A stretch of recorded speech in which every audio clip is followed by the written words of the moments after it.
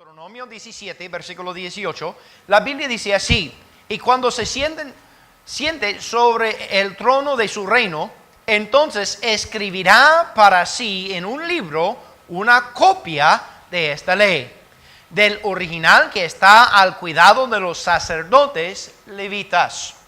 Aquí la Biblia dice que el Antiguo Testamento sería preservado por el oficio, los que guardan, ejercitan el oficio del sacerdocio. El sacerdote del Antiguo Testamento, a él le fue dado la obligación de guardar, de preservar el Antiguo Testamento. También podemos ver en el mismo versículo que el mismo rey era responsable para llevar esta obra a cabo. Él tenía que guardar la palabra y asegurar que los sacerdotes guardaban las escrituras. También la Biblia dice en el Antiguo Testamento que al padre le fue otorgado la responsabilidad de enseñar a sus hijos todo lo que contenía la ley de la Biblia. ¿Me entiende? Eso fue una de las grandes promesas de Dios. La única vez que la Biblia menciona esto de prosperidad fue en cuanto a la palabra de Dios.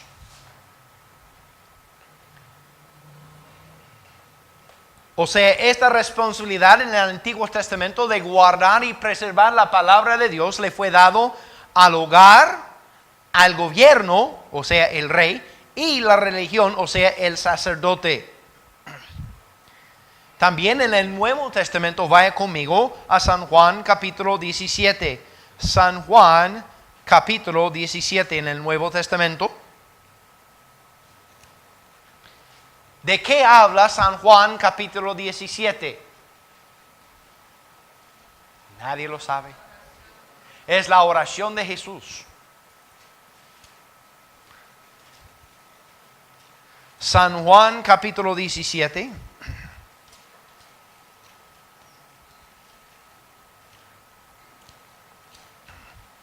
En el versículo 17, la Biblia, Cristo mismo dice: santifícalos en tu verdad, tu palabra es verdad. Aquí Cristo mismo declara que la palabra de Dios, que ha sido preservada por el hogar, el gobierno y la religión, es palabra de Dios. Luego, vaya conmigo a 1 Timoteo 3:15. Primera de Timoteo, capítulo 3, versículo 15. Primera de Timoteo, capítulo 3, versículo 15. La Biblia dice: para que citarlo, sepas cómo debes conducirte en la casa de Dios, que es la iglesia del Dios viviente, columna y baluarte de la verdad. En segundo lugar, sabemos que número uno, la palabra de Dios es verdad. Pero aquí Pablo enseña a Timoteo que la iglesia local es la columna y baluarte de la verdad. O sea, aquí en nuestra época nosotros somos responsables como iglesia local por guardar y preservar la palabra de Dios. La Biblia dice que la iglesia recibió sus palabras directamente. Vuelva conmigo a San Juan capítulo 17. San Juan capítulo 17.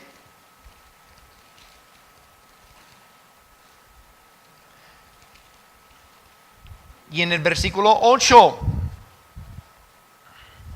mira lo que Cristo le dice a su Padre: porque las palabras que me diste les he dado, y ellos las recibieron, y han conocido verdaderamente que salí de ti, y han creído que tú me enviaste.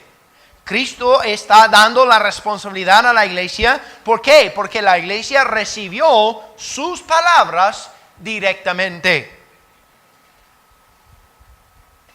Más bien en Judas, versículo 3, nosotros somos mandados de contender por la fe una vez dado a los santos.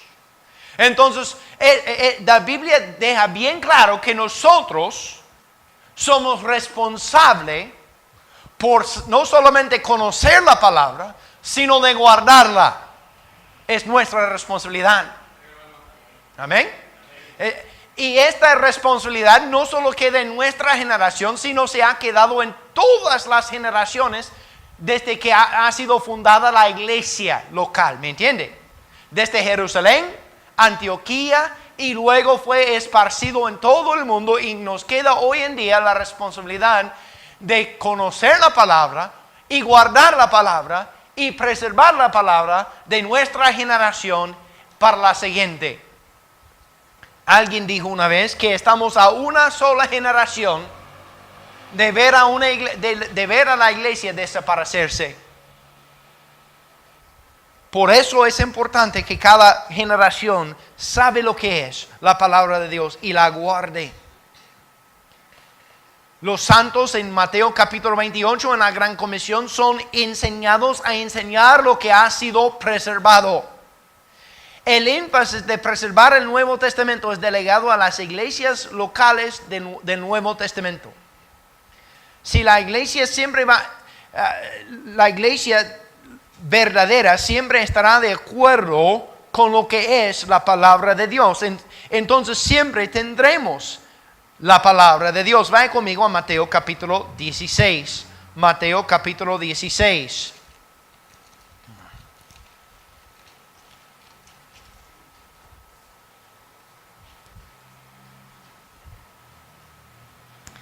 Mateo capítulo 16, versículo 18. Mateo 16, 18. Y mira la promesa que Cristo le da a Pedro y a los discípulos.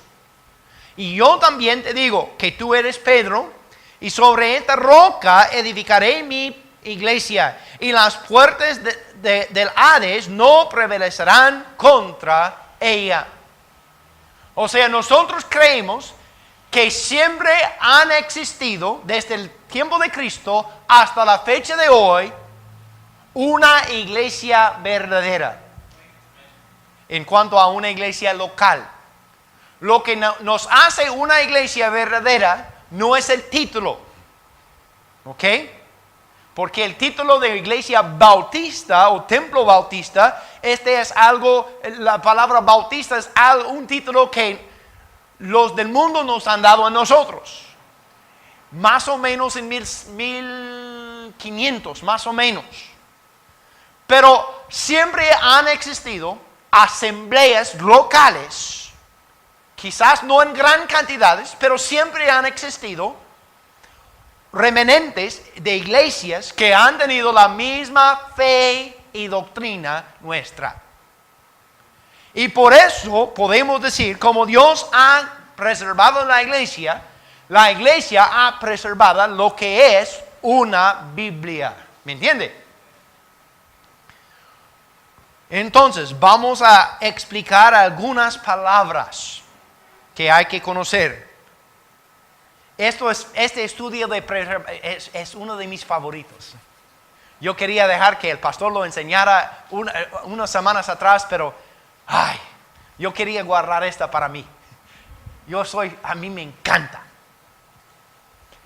Una de las, bueno, no quiero mencionarlo porque hay algunos que no han tomado el examen. Tramposos ustedes. Estoy enseñando en Dani una clase los martes y jueves acerca de la historia de la nación de Israel, comenzando con el principio. Pregunta extra. Alguien dígame la fecha de nacimiento del mundo. ¿Sabe algo? Los judíos lo saben. Había un rabín en el segundo siglo que adivinó, según los cálculos de la Biblia, más o menos, según sus cálculos, cuándo nació el mundo. Solo para extra, es el 7 de octubre, 3671, antes de Cristo. Pero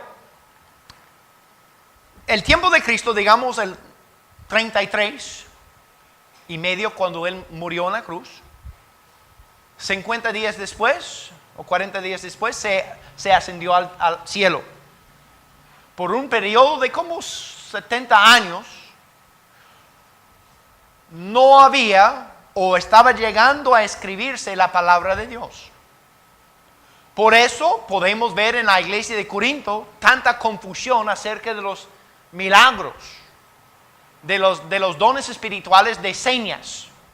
Y todos deseaban tener los dones más preeminentes, más visuales, de hablar en lenguas, de profetizar y todo esto.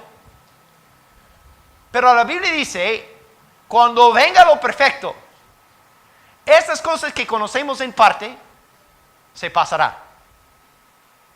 En 1 Corintios capítulo 12.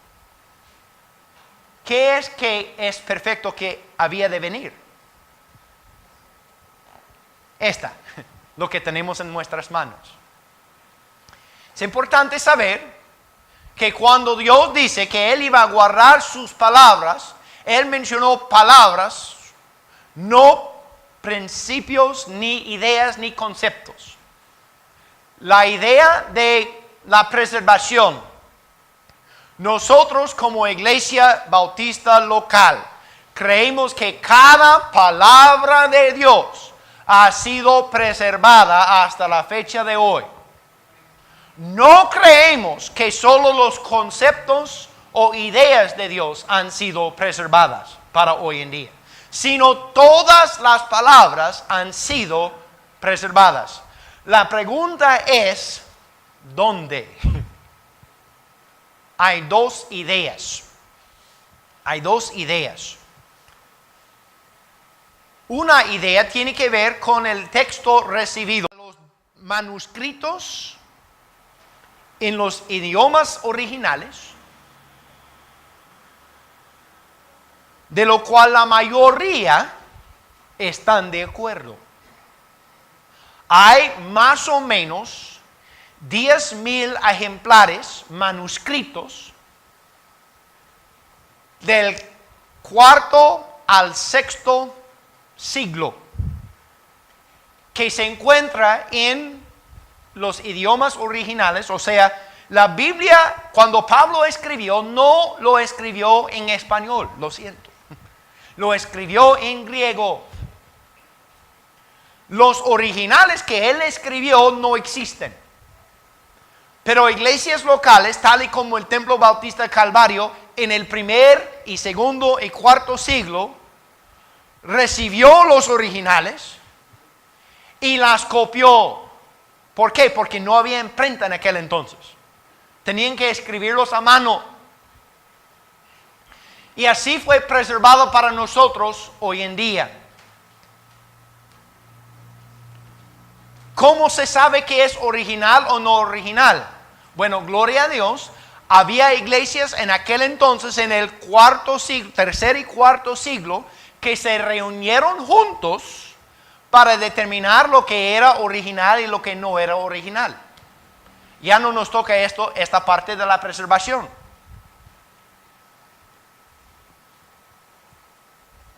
Ellos llegaron de acuerdo en lo que eran los libros de la Biblia, que iban a ser incluidos en la canonización, porque ellos pusieron reglas.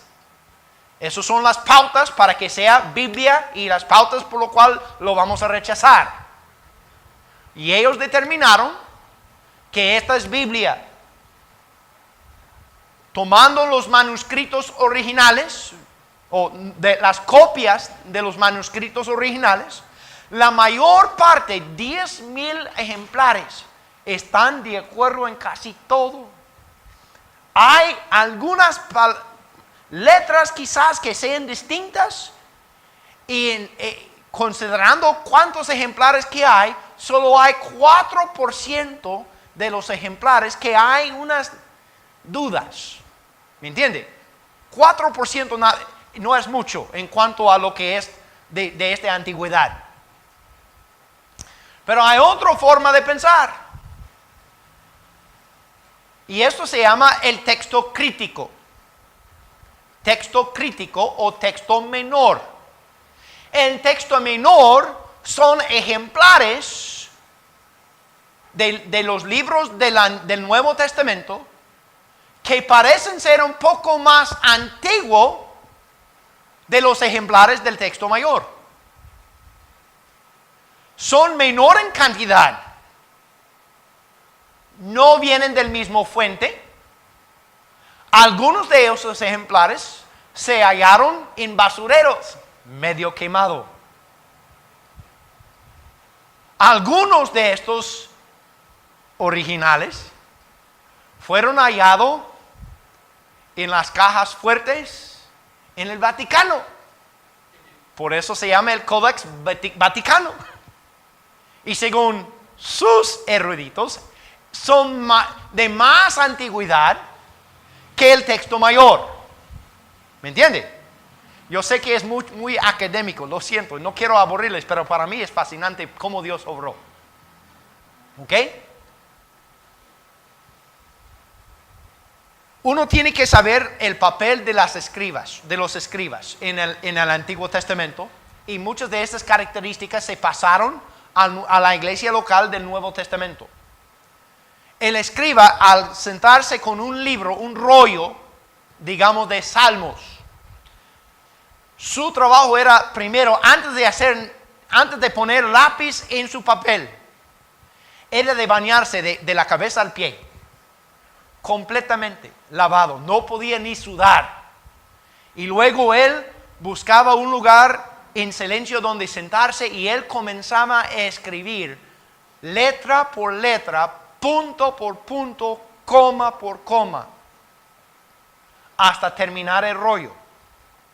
En algún momento, si él se equivocaba, él tenía que levantarse, tomar el rollo, quemarlo y tirarlo en el basurero.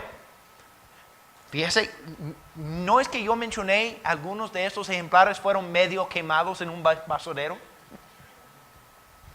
Luego, después de hacer esto, él tenía que volver a bañarse antes de volver a comenzar de nuevo en su trabajo. Los escribas fueron los abogados en el tiempo de Cristo. ¿Por qué? Porque ellos conocían la letra de la ley.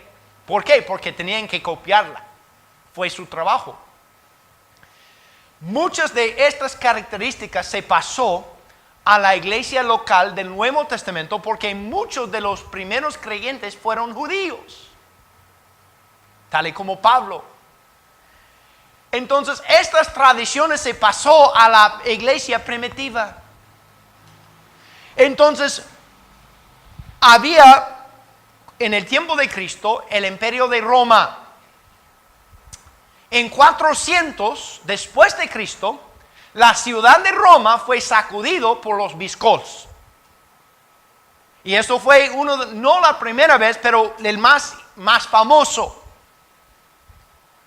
Después, poco después de esto, o poco antes de esto, el pueblo romano estaba en decaída.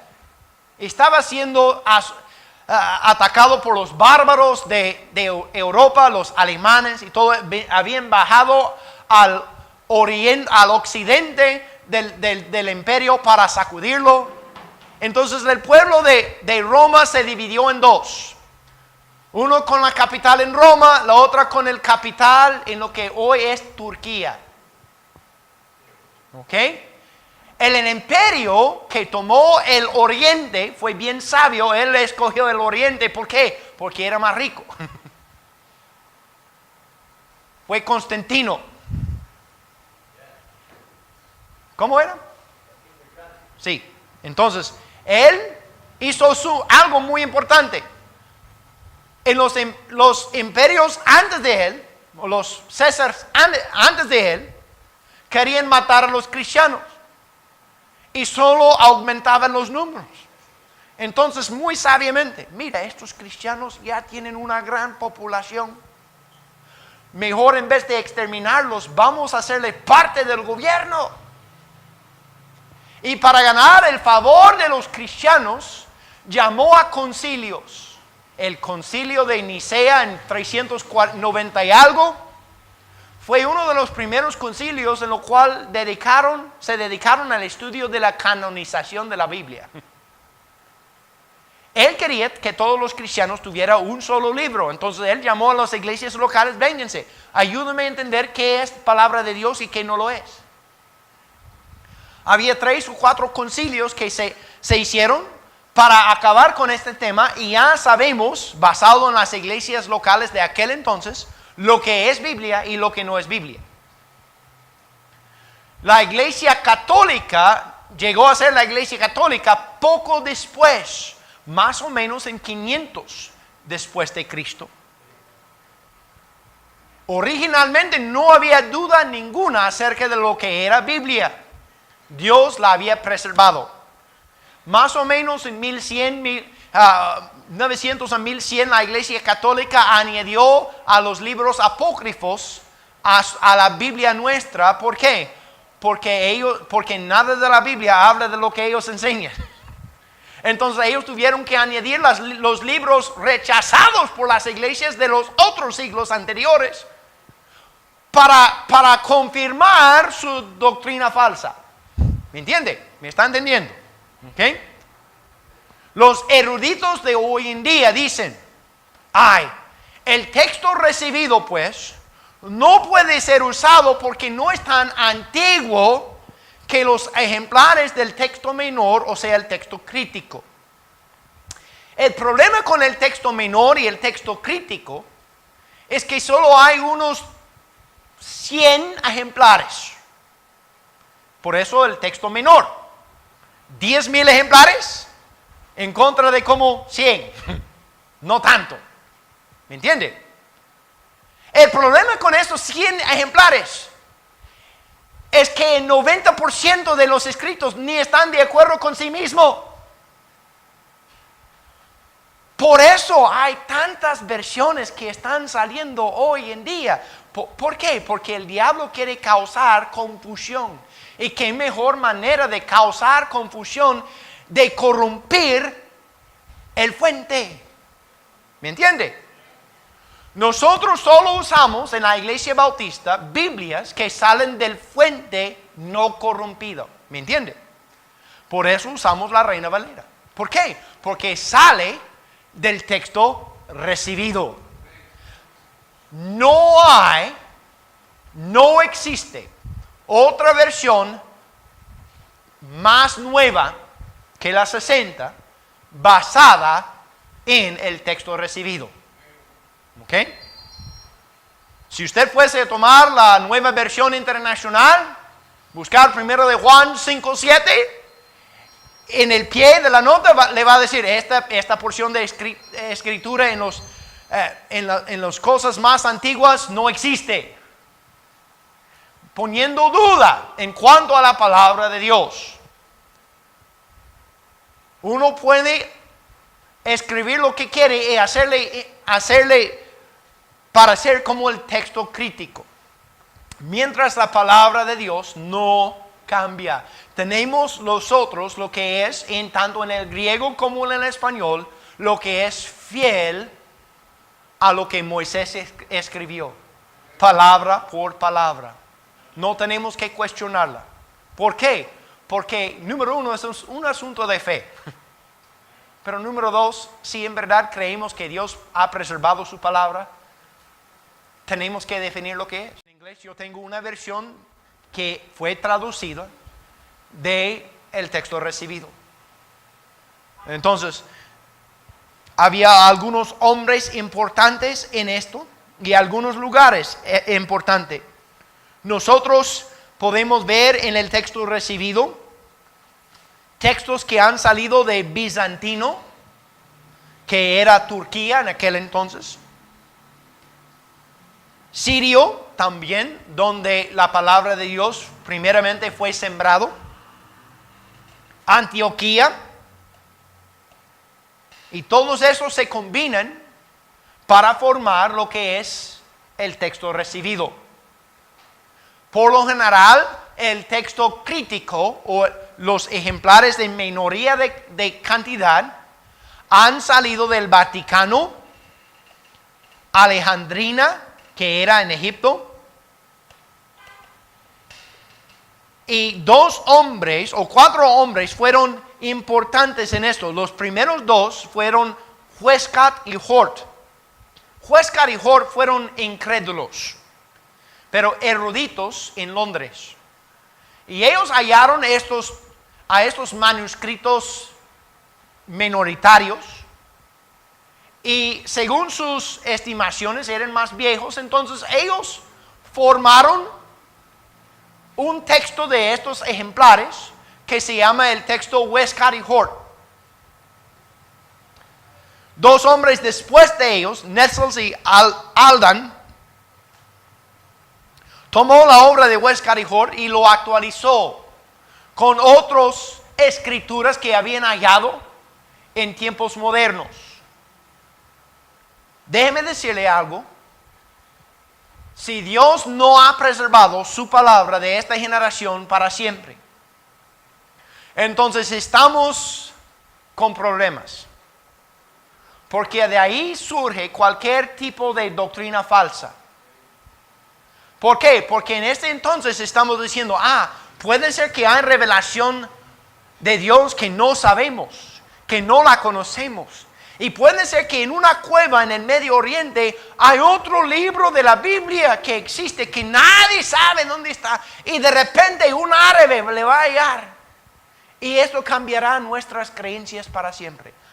Hermanos, no podemos, si creemos en la preservación de Dios, de la palabra de Dios, no podemos creer en la revelación extra bíblica. ¿Por qué? Porque si esto es el caso, si Dios siempre tiene revelación nueva, entonces el famoso José Smith de los mormones quizás tuviera razón. Un ángel me dijo y me reveló otro libro. Están en tablas de oro que nadie puede hallar hoy en día. Los testigos de Jehová, sin Jehová, pueden tener razón porque ellos recibieron palabra de Dios en 1904 que Cristo iba a volver.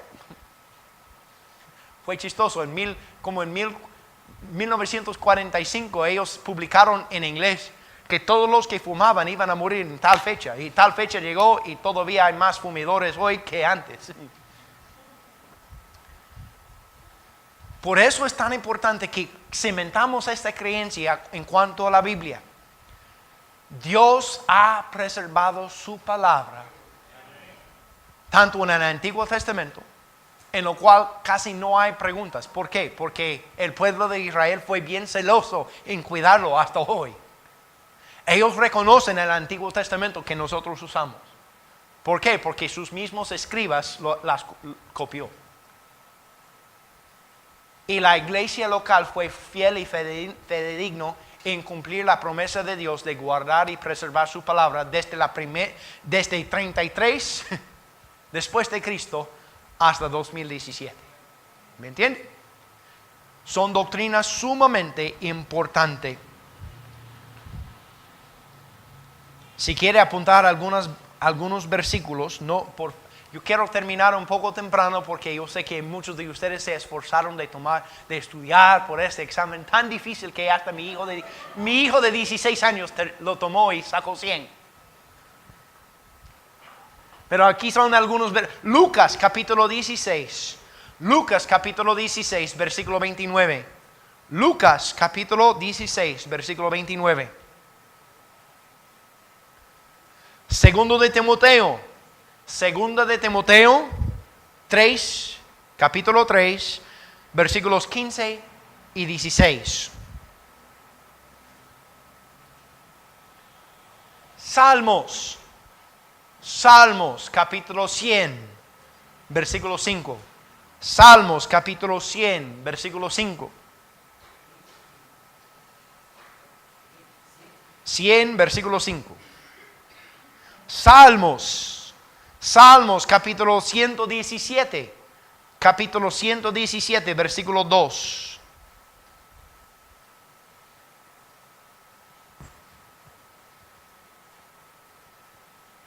Y todo el capítulo de Salmos 119.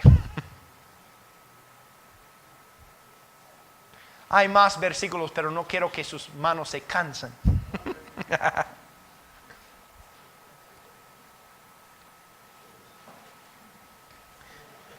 Apunte esto y así terminamos.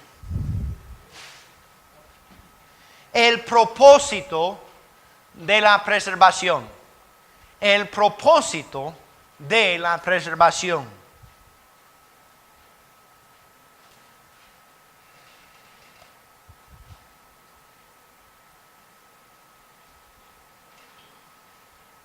El propósito de la preservación es la propagación.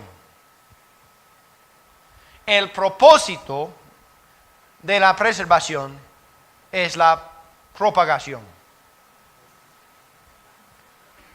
O sea, Dios nos ha dado su palabra para vivirla y propagarla. ¿Ok? Dios no nos dio estas doctrinas para debatir acerca de traducciones, textos o doctrinas preferenciales. El pastor bien sabe que hay hombres de Dios que se han metido en estos rollos de tomar estas creencias al extremo y han causado división. El propósito de la doctrina de preservación no es separación de otros creyentes. Es de proponer el evangelio con los que no conocen. ¿Me entiende? Usted y yo podemos tener la fe que la Biblia que portamos, que ha sido traducido fielmente del texto recibido, de un texto que en su mayoría está de acuerdo con sí mismo, es fiel a lo que Dios dijo en el momento de escribirla. Por eso podemos tener la confianza en predicar en las calles la salvación que Dios ofrece a todo ser humano. Amén. ¿Alguien tiene una pregunta? Ok. Bueno, vamos a ponernos en pie.